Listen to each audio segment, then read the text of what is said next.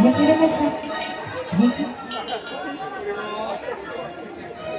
ঢেকিতে যারা চাল কোটে মানে যে পা দেয় তার একটা তাল আছে, আর যে চিনি কোটায় তার একটা তাল আছে।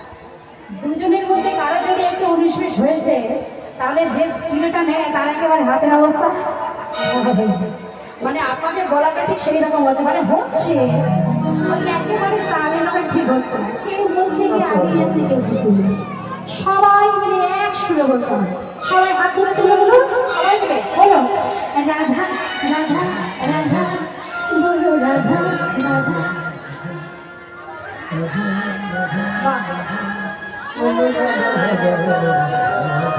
একেবারে গোবিন্দ ফুল মাছ দিয়েছে। বলো আচ্ছা, আমরা সবাই মিলে রাধা নাম কেন করছি?